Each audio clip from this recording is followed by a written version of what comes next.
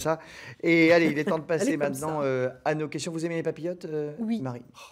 Mais vous avez réponse à tout. C'est parfait. C'est justement pour ça que c'est l'avis de l'expert.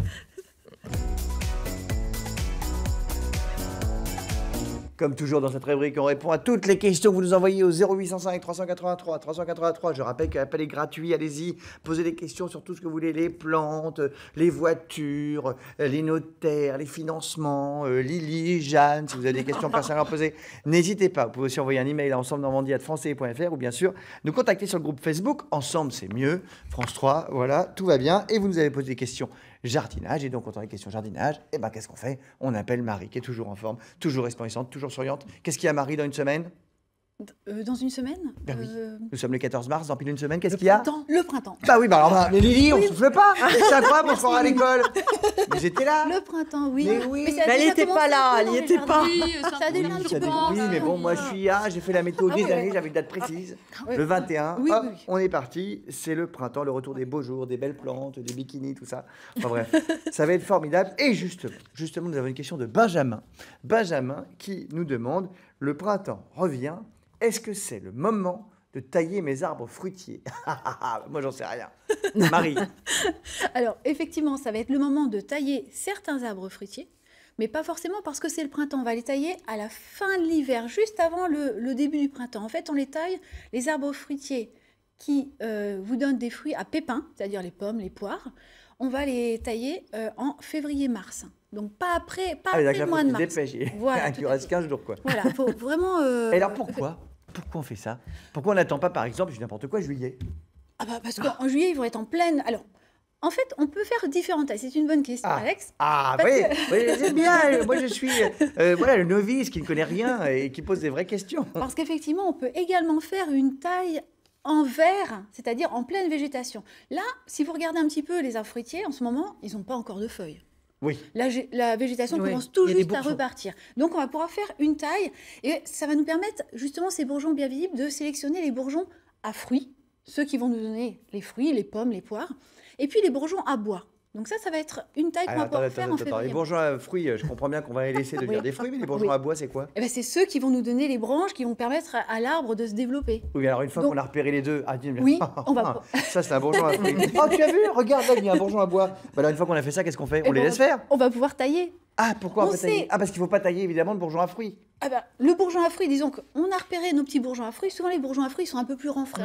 Ils sont plus dodus. Voilà, un peu plus gros. Le bourgeon à bois, il est plus fin, plus piquant.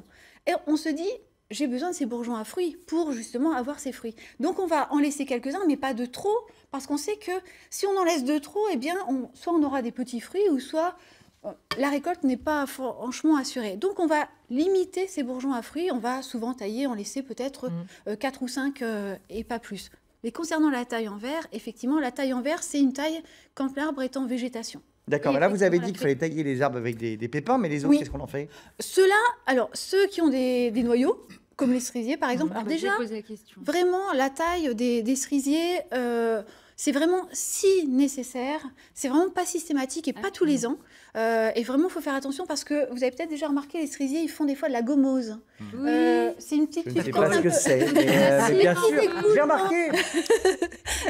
Je jouais Des avec ça quand petits j'étais écoulements, voilà. Mais il faut faire attention parce qu'on peut faire mourir les arbres fruitiers Oui. en les taillant trop. Oui, voilà. Ah oui. C'est Ça pas se taille pas systématique, beaucoup. c'est pas systématique. Faut vraiment, c'est beaucoup d'observation en fait la taille. C'est vraiment beaucoup d'observation. On supprime les branches qui sont sèches, qui se croisent, qui sont abîmées. On aère l'arbre, mais vraiment on y va tout doucement. On y va mollo. On y va. Voilà.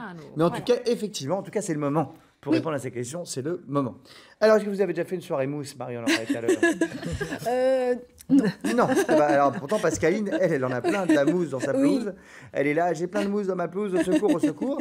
Comment faire pour m'en débarrasser? Bah, déjà, est-ce que la mousse, pourquoi se débarrasser de la mousse? C'est mignon, la mousse, non? C'est très agréable la mousse. Est-ce que vous avez déjà marché Oui, sur oui. une pelouse pleine de mousse? Oui. C'est C'est très vraiment, agréable. on a l'impression de marcher sur un petit coussin. C'est vraiment très agréable. Et bien alors, pourquoi est-ce qu'elle veut s'en débarrasser, Pascaline? Parce que j'imagine qu'elle a beaucoup de mousse, qu'elle aimerait avoir un petit peu plus d'air. De gazon. Et voilà, un petit peu plus de gazon. Donc effectivement, pour s'en débarrasser, alors surtout, pas question d'utiliser de produits anti-mousse. Hein. Il existe des produits anti-mousse.